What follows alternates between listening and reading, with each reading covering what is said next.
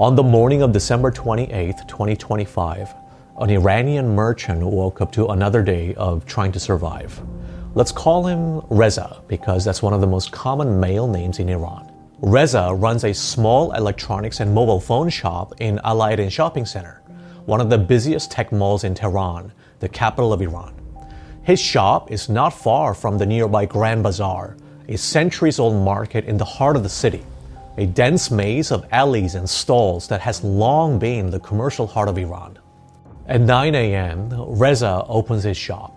On the shelf, there's a mid-range Samsung phone he bought for 150 million riyals, Iran's currency that's roughly equivalent to about 110 US dollars at the real market rate.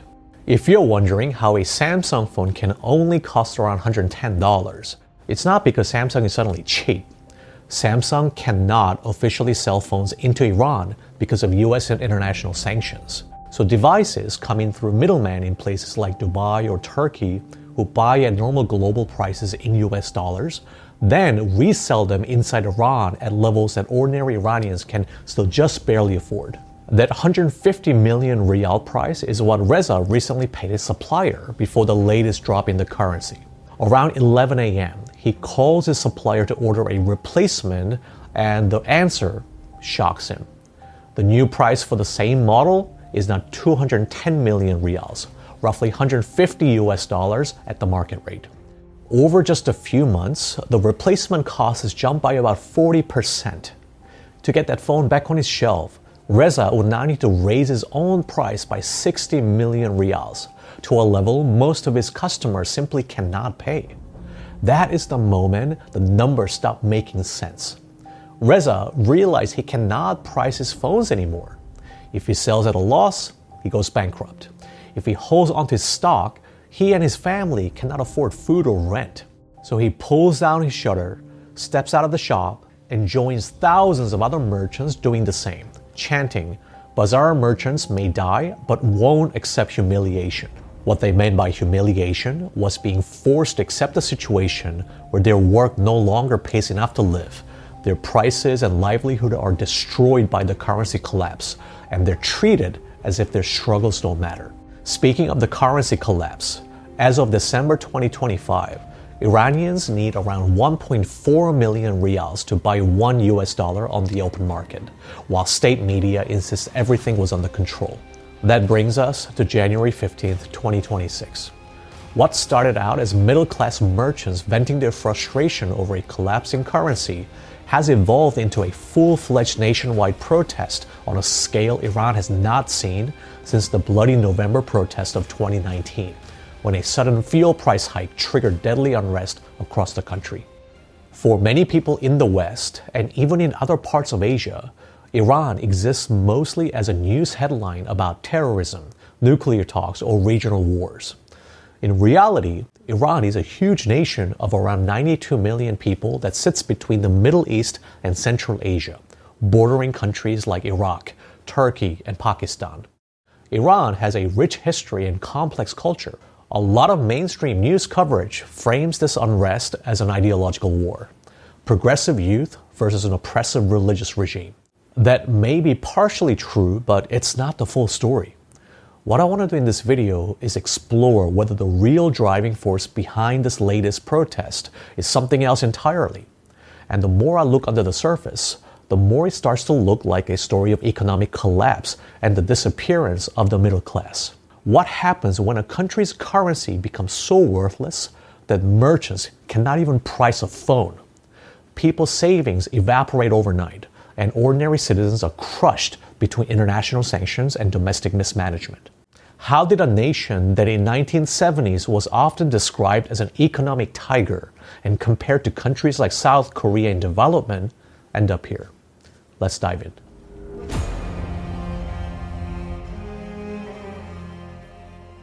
So for this video, I kept asking myself, how far do we need to go back to make sense of what is happening right now?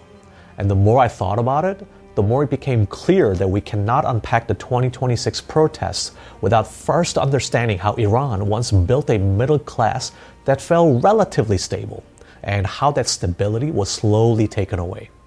And the more we researched, the more surprising the history became. For example, I already mentioned earlier that Iran was once seen as a rising economic tiger, at one point rivaling countries like South Korea in GDP per capita during the 1970s. But did you know that Iran was once a close ally of the United States? Also, did you know that Iran used to be so westernized that Iranian women could wear miniskirts in public, much like in the US or Europe? Mind you, this was the 1960s and 1970s, which makes the contrast a bit ironic because in the 60s and 70s, Iranian women could dress like that openly. Yet in 2026, despite growing resistance and looser enforcement in some cities, women are still legally required to wear hijab and face penalties if they don't. So let's just start there. Before the 1979 revolution, which I'll explain a bit later, Iran was ruled by a king named Mohammad Reza Pahlavi. He was the last Shah, meaning king of Iran, and he governed as a pro-Western authoritarian monarch who maintained very close ties with the United States and Europe. Under his rule, decisions about the economy and the politics were heavily centralized around the royal court and a small elite, with very limited space for opposition or democratic participation. The timing is important here. During the 1960s and 1970s, oil money was pouring into Iran. And if you didn't know, Iran sits on some of the largest oil reserves in the world. In 1973, global oil prices surged following the oil crisis, and Iran, under the Shah, suddenly found itself making enormous revenues from oil exports. That's why you saw the Shah's government spending huge amounts of money on large-scale development projects, highways, factories, and massive state-led infrastructure programs. During this period, Iran also saw an explosion of Western consumer goods, advertising, music, cinema, and fashion, especially in the capital Tehran. That's the context behind those images of miniskirts, nightclubs, and modern high-rises that often surprise people today. This top-down modernization program launched in the 1960s is commonly referred to as the White Revolution. Here is where the problem comes in. Despite this visible modernization, the system was still deeply unequal. Oil wealth was not evenly distributed, and political power remained tightly controlled by a small elite. Many ordinary Iranians felt excluded from decision-making and alienated by both the speed and the direction of change. But the group that was most heavily affected was the Bazaaris. The Bazaaris are basically the merchants and shopkeepers of Iran's traditional bazaars or markets, a class that has existed in Iranian society for hundreds of years, dating back at least to the 16th century, and in many cities even earlier. They were in wholesale trade, small shops, and informal credit networks that keeps goods and money moving. So Reza, the mobile phone shop owner I mentioned earlier, would be considered a Bazaari. Socially, the Bazaaris, again, the merchant class, sit somewhere between the poor and the elite. They're not the ultra-rich oil families or royal court insiders, but they're not factory workers either. More like a traditional urban middle class and lower middle class. These are family businesses, apprentices, traders, and shop owners. And they did not like what was happening to Iran with all the rapid modernization and westernization going on. If you're asking, they're business people. Shouldn't they love westernization and making more money? Here's the thing. Culturally, most Bazaaris were conservative and saw religion as part of their business identity. Western dress, nightlife, and secular values spread fastest among the urban elite. And for many bazaar families, this looked less like progress and more like an attack on Islamic norms and on their own social status. But more importantly, the way the Shah modernized Iran put the Bazaaris on the losing side economically. The Shah favored large state-run companies and Western-style corporations. New shopping districts and modern retail chains began bypassing the old bazaars. Import licenses and routes increasingly moved into the hands of new Western-educated elites. And on top of all this, the Shah's regime was authoritarian. That meant if Bazaaris had grievances about corruption, favoritism, or sudden policy shifts, there was no safe way to voice them. If anything, they might get a visit from Savak, the Shah's secret police, which made open opposition super dangerous. So what did the Bazaaris do? by the late 1970s, they formed an alliance with a group they shared common cause with, the clergy. The clergy were Iran's religious leaders who held deep moral authority in everyday social life. For many ordinary Iranians, especially outside elite circles, clerics were among the few figures seen as trustworthy and independent from the state. The Bazaaris and the clergy had a long-standing relationship. Bazaar merchants funded mosques, religious schools, and charitable activities, while clerics helped legitimize commercial dealings and mediated disputes. As dissatisfaction with the Shah grew, this relationship turned political. The Bazaaris brought to the table what they had: money, networks, and logistics. They financed strikes, supported families of arrested protesters, and used the bazaar's dense social networks to spread information quickly. When bazaars shut down in protest, something that happened repeatedly in the late 1970s, it sent a powerful signal because closing the bazaar meant freezing a large part of the urban economy. The clergy provided something just as important: a unified narrative. They framed opposition to the Shah in the language of justice, dignity, and resistance to corruption and foreign domination. Mosques became organizing hubs, and sermons became a way to mobilize people across class lines. Together, these two groups helped to mobilize a broader coalition: students, workers, professionals, and the urban poor, that culminated in the 1979 revolution, which eventually brought down the monarchy. The Bazaaris themselves did not fight as an armed group. Their power came from economic disruption, sustained strikes, and their ability to keep the protest movement financially alive. So by early 1979, the state had lost control of the streets, and soon after, the Shah fled the country. The Bazaaris had finally succeeded in reversing the White Revolution. But that raises an obvious question. If the Bazaaris helped to bring down the Shah and played such a central role in the 1979 revolution, did they actually get what they wanted? What happened to them after the revolution, once their allies in the clergy were in power? That's what we're going to explore next. In the first years after the 1979 revolution, a lot of Bazaaris felt like they had backed the winning side. After all, they had helped bring down the Shah, they were close to the clergy, and the new government, the Islamic Republic, talked non-stop about justice, the oppressed, and protecting local businesses. So what did the new government look like, and who was the new leader? Ayatollah Ruhollah Khomeini was the founding leader of the Islamic Republic of Iran and its first supreme leader. Khomeini was a charismatic senior cleric who spent years in exile in Iraq and France. He became enormously popular through speeches and cassette tapes that were smuggled into Iran, and he eventually returned as the face of the anti-Shah movement and the 1979 revolution. After the revolution, power consolidated quickly around Khomeini. Although there was a brief provisional government on paper, real authority rested with Khomeini and the clerical network from the very beginning. By 1979, the clergy led by Khomeini had effectively created a new state from within the revolution itself, with the supreme leader's religious authority forming the legal foundation of the system. For the Bazaaris, this mattered because under Khomeini's leadership, the new state introduced a system that initially worked in their favor. It was called a dual or multi-tier exchange rate system. Here's the simplest way to understand it. In most countries, there's one price for the currency. If you want to buy US dollars, everyone roughly pays the same rate. Iran did something very different.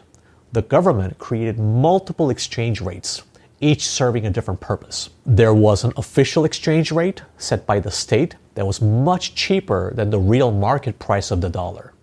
This rate was reserved for essential imports, things like food, medicine, and basic industrial goods. Then there was the free market or street rate, where the dollar was far more expensive and reflected what people actually thought the real was worth. For the Bazaaris, this system was a big deal because with the right connections and licenses, they could import goods using the cheap official rate and sell those goods inside Iran at a price much close to the market rate. You can see how the gap between the two rates created profit, right? In other words, The government was quietly subsidizing certain traders, and many Bazaaris were among the biggest beneficiaries. For them, this felt like a payoff for backing the clergy in the 1979 revolution. But all good things must come to an end.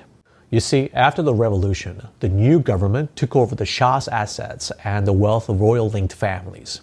These assets were bundled into huge semi-public foundations called bonyads. Bonyads were supposed to function like religious charities, but in reality, they turned into massive business empires run by managers connected to the clergy. These bonyads operated like state-backed conglomerates. They controlled factories, import licenses, real estate, and key supply chains, all while enjoying tax exemptions, privileged access to foreign currency, and protection from competition. In other words, they received the exact same benefits that the Bazaaris were originally supposed to get. For the Bazaaris, seeing this must have felt like a gut punch. At first, they would have been like, wait, are you guys seriously doing this? Because suddenly, they weren't just dealing with market forces or even the government. They were competing against these new foundations with political backing, cheaper access to dollars, and little to no accountability. Over time, more and more of the cheap, controlled dollars flowed towards the foundations and other state-linked entities. The Bazaaris, who once sat at the center of Iran's commercial life, found themselves pushed to the margins. By the 1990s, this pattern was already becoming clear. So by the early 2000s, the Bazaaris and the middle class more broadly had already been weakened. Now, to play the devil's advocate, this is where the Iranian government would tell its side of the story. From their perspective, the system they built in the 1980s and 1990s wasn't deliberately designed to crush the Bazaaris or the middle class. They were trying, at least initially, to stabilize a post-revolutionary economy, protect basic goods, and keep the country running. And to be fair, they probably did not foresee what was coming next. Decades of escalating international sanctions and deep economic isolation. Because starting in the 2000s, the rules of the game shifted completely. In the early 2000s, Iran's nuclear program moved from a background issue to the global spotlight. In the post-9/11 world, the United States became far more sensitive to security threats and highlighted concerns about Iran's nuclear ambitions. Iranian leaders said that they were pursuing nuclear technology for energy, but Western governments believed that Iran was trying to develop the capability to build a nuclear weapon. When undeclared nuclear facilities were revealed in sites like Natanz in Iraq in 2002, they were not initially open to full UN inspections. It triggered a series of international sanctions that gradually pushed Iran out of the global financial system. If you're not familiar with how sanctions work, let me see if I can explain it like this. Sanctions punish a country economically by limiting who it can trade with, what it can sell, and most importantly, how it can move money. And the US doesn't just enforce sanctions directly. It pressures other countries and companies around the world to stay away from Iran as well. These are called secondary sanctions. For example, remember how Samsung cannot officially sell its phones in Iran? Samsung isn't even an American company. It's South Korean. But if the US authorities find that Samsung is doing any business with Iran, Samsung can face heavy fines, be cut off from the US financial system, or lose access to the US market. For Samsung, the US is a huge market and it simply cannot afford that risk. As a result, most big global companies take the safer option and stay away from Iran altogether. Now, imagine Iran facing not just US sanctions, but a whole web of them from the UN Security Council and the European Union, all targeting Iran's banking, energy, shipping, and financial sectors. For those of you doubting or underestimating the impact of a sanction, it could literally ruin a country. By the mid-2000s, Iranian banks were increasingly losing access to normal international transfers. Iran could still sell oil, but moving and using the money was becoming harder every year.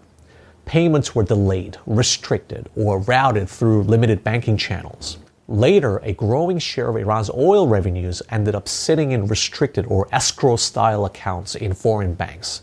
Money Iran technically owned, but still couldn't freely access or convert into dollars. To spend it, Iran had to rely on complicated and expensive workarounds, middlemen, barter arrangements, non-dollar currencies, and indirect trade routes. Every workaround added friction, delay, and cost. As a result, Iran's usable foreign currency reserves came under constant pressure. To keep the economy running, the government had little choice but to burn through whatever reserves it could reach, financing imports, subsidizing fuel and food, and trying to defend the currency for as long as possible. Over time, those buffers shrank. And once they were gone, dollar scarcity became a permanent one. And that's what set the stage for the currency crisis you see today. So how did the Iranian regime respond? Because by this point, Iran was already under its second supreme leader, Ayatollah Ali Khamenei, who took over after the death of Khomeini in 1989. Compared to his predecessor, Khamenei had less of a personal or ideological bond with the Bazaaris.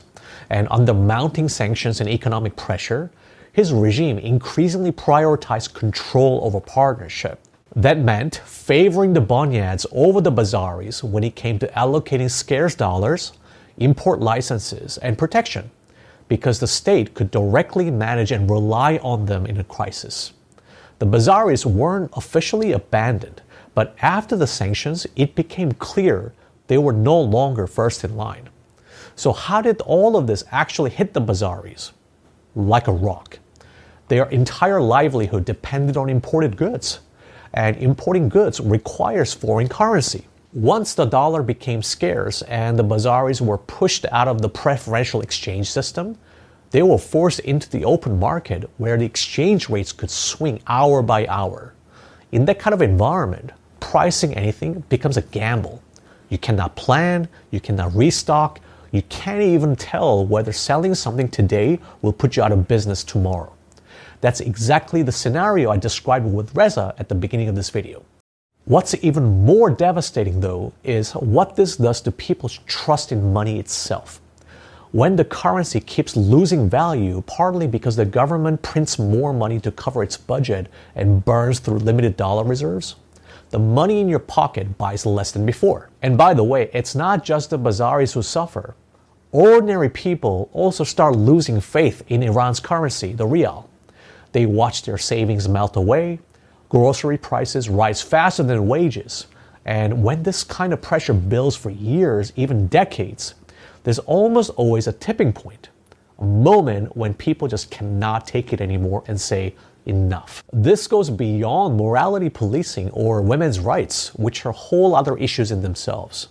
This is about pure survival. Food, rent, medicine, and the feeling that tomorrow will almost certainly be worse than today.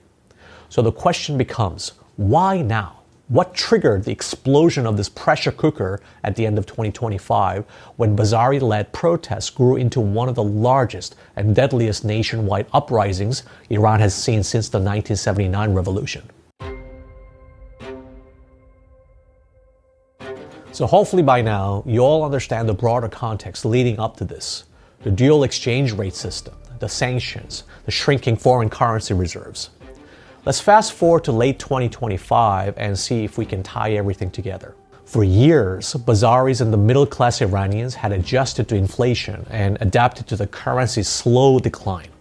They bought less meat, they delayed purchases, they learned to survive inside a system that no longer worked very well for them, but still worked just enough to get by.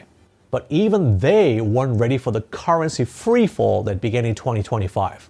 At the beginning of that year, the rial, again, Iran's official currency, was already trading on the open market at around 700,000 rials to the US dollar, extremely weak by historical standards.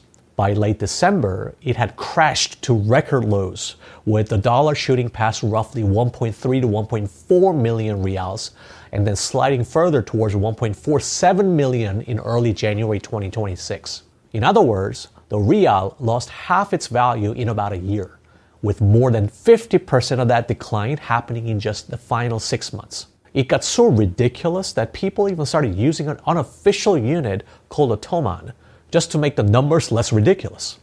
Officially, Iran's currency is a rial, but in daily life, many Iranians say toman, where 1 toman equals 10 rials. So instead of 70 million riyals, you say 7 million tomans.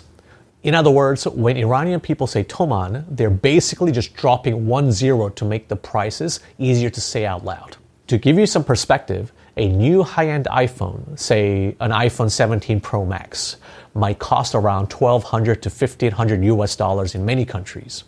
But from our research, as of January 2026, the iPhone 17 Pro Max in Iran is being quoted at around 300 to 400 million tomans, or around $2,500 once you convert from riyals at real market exchange rates. At the same time, many middle-class Iranians earn the equivalent of only a few $100 a month when their salaries are translated into hard currency. In other words, a single iPhone can cost well over 10 months of income for a typical salaried worker. Just a quick side note. When the protests began and the Iranian government cut off the internet, Elon Musk announced that Starlink would be activated to help people in Iran stay connected with each other and with the outside world. The only problem is, as of January 2026, Starlink's direct-to-phone service was still in very limited testing. For anything beyond basic text messaging, people still needed a physical Starlink dish or terminal, and those are illegal in Iran and extremely hard to obtain. Estimates suggest there are only around 50,000 to 100,000 smuggled Starlink terminals in the country, which is well under 1% of the population.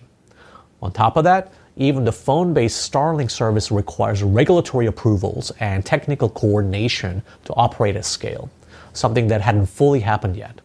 So while Starlink became a powerful symbol of outside support, only a tiny fraction of Iranians could actually rely on it for real internet access during the protests. And Iranian police have even been cracking down on that, going around apartments destroying Starlink dishes.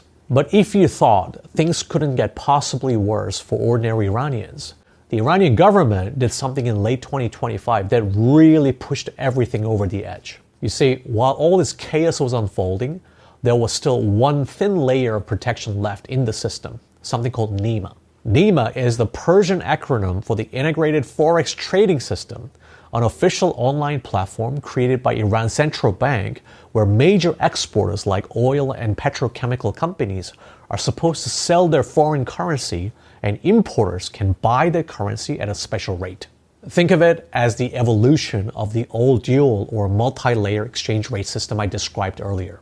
Basically, this NEMA rate was much cheaper than the wild street market rate because it was controlled. It acted like a shock absorber for essential imports and for the businesses that still had access to it. I say was because by late 2025, the government effectively removed that cushion. More and more trade was pushed out of NEMA and into the harsh open market rate, to the point where, for the Bazaaris and the middle class, it felt like the last safety net had just been yanked away. But why would they do this, knowing what it would do to the middle class? Because they were running out of money. A system like NEMA can only work if the state has enough dollars and euros to keep selling them below the real market price. After years of sanctions, blocked oil revenues, and constant intervention to defend the currency, those reserves were thinning out. The government faced a brutal choice: either keep burning scarce hard currency to protect a semi-official rate, or let that rate move closer to the street rate and dump the full shock onto importers and consumers. In late 2025, it chose to save what was left of its reserves. And in doing so, it signaled to ordinary Iranians and Bazaaris that the state could no longer shield them from the storm. In simple terms, the government decided to save its own ass at the expense of the people. To be clear, by this point, the Bazaaris were no longer the main beneficiaries of controlled exchange rates anyway. That privilege had already shifted towards bunyads, state-linked banks, and regime-favored conglomerates, which used access to cheaper foreign currency to dominate the entire sectors. But removing this last safety net still had immediate and devastating consequences for the middle class. Overnight, many of the goods that were still being imported via NEMA were suddenly priced at a brutal street market rate. Importers were forced into the open market, and their costs jumped immediately. For the Bazaaris, that meant the wholesale price of the stock they needed to buy surged in a single step, not gradually. Bunyads and big conglomerates were better able to survive the shock because of their banks and political connections. But the small Bazaaris took the full hit. They had to either absorb the loss or close their shops. For many of them, this felt like the moment that the state openly sacrificed them to keep itself afloat. At this point, I focused mainly on the Bazaaris because they formed the backbone of the middle class. But let me also briefly touch on what Gen Z Iranians are experiencing. This is a generation that grew up with the internet and smartphones, watching in real time how people their age live in places like LA, New York, or Seoul. Many speak English, watch YouTube, follow global culture, and are highly educated. But inside Iran, they see a completely different reality. Degrees that don't turn into full-time stable jobs, jobs that don't keep up with rent and food, and savings that just evaporate every time the rial crashes.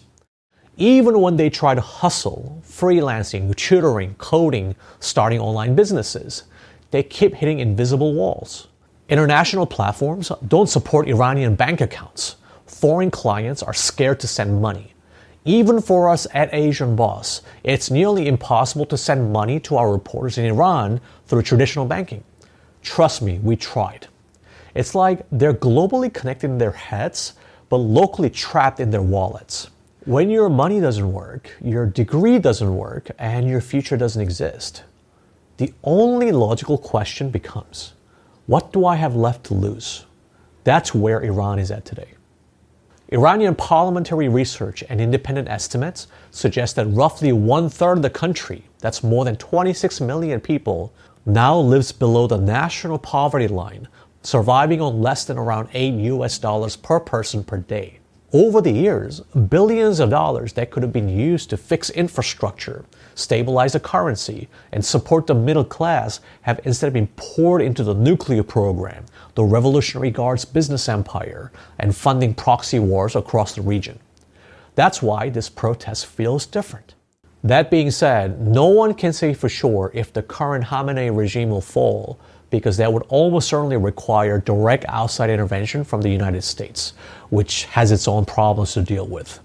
And if history teaches us anything, forced regime change is never a good idea because it often makes things way worse than before. What we do know is that tens of thousands of ordinary protesters, Iranians who are simply trying to put food on the table and care for their families, have already been killed. Because of ongoing internet blackouts, we might not find out about the true human cost for some time. It's also worth noting that one of the most prominent figures in the current movement is Reza Pahlavi, the exiled crown prince and son of the former Shah of Iran, who fled the country after the 1979 revolution. It's rather ironic because that revolution itself was led by an exiled figure, Ayatollah Khomeini, who promised to defend the middle class and won the support of the Bazaaris. Once again, an exiled figure claims to stand for the middle class that wants change. Here is something we all know. A nation, whether it be Iran or any other country, cannot survive without a thriving middle class. But the unfortunate reality is that those who rise to power on promises to defend the middle class all too often abandon that promise once they're in charge. And that is precisely the betrayal that fueled the 1979 revolution and the current unrest. Whatever happens from here on out, our thoughts are with the people of Iran, and especially the young people who must hold on to hope and a vision for their own future. I wish them courage, wisdom, and a peaceful path forward in the months and years ahead. If you found this video insightful and felt like you learned something new, be sure to subscribe to Asian Boss and share this video with your family and friends. I know that we have a global audience and that we will absolutely have people from Iran watching this video by somehow getting around the internet restrictions. To those viewers, I asked that you let me know in the comments what we may have missed. We really tried our best to do deep research and fact check objectively, but my stance has always been that it's better to talk to locals to get their on-the-ground insights. So let me know in the comments about your own experiences, stories, and different perspectives. If you want to go one step further, I have a suggestion. We'll be selectively inviting a small group of people to take part in a live stream discussion on this topic, because we could do another explainer on Iran in the future, deep diving into different aspects. If you feel comfortable showing your face and speaking English, and you have relevant personal experiences to share with our global audience on the current situation in Iran, you should apply so that we can brainstorm the next topic and fact check for our next explainer video. If this sounds like something you'd like to participate in, just fill out the form in the description and submit a short video introduction of yourself. Just speak directly to the camera in selfie mode like this and keep it simple. Tell us who you are and why you think your perspective would add value to this conversation. I'll personally review every submission, and if nothing else, I will have learned more about Iran to be better informed. Lately, we've been getting a lot of positive feedback on how thorough our research is and how engaging our long-form explainers are. And it's super gratifying because we put a lot of effort into creating these videos. But there are so many other news networks and content creators that cover similar topics. So what makes us different? At the end of the day, I'm just a guy and we're a small team. I really had to think about this, and here's how I think I can explain it. I'm just very curious about how the world works, and I try my best to ask deeper questions and critically analyze everything. Because before I can explain anything to you guys, I need to be able to make sense of it myself first. The Iran situation is so complicated, and I had absolutely no idea going in. But we're not here to break news, sensationalize it, or take sides. I just want you to understand the core issue, learn lessons from it, and develop your own critical thinking. Who knows, maybe this can become a real community of like-minded, intellectually curious people that powers our content, which is why I'm experimenting with this new live stream format. Hope that makes sense. Of course, I'm Stephen Park. Thanks for watching all the way till the end. And as always, stay curious.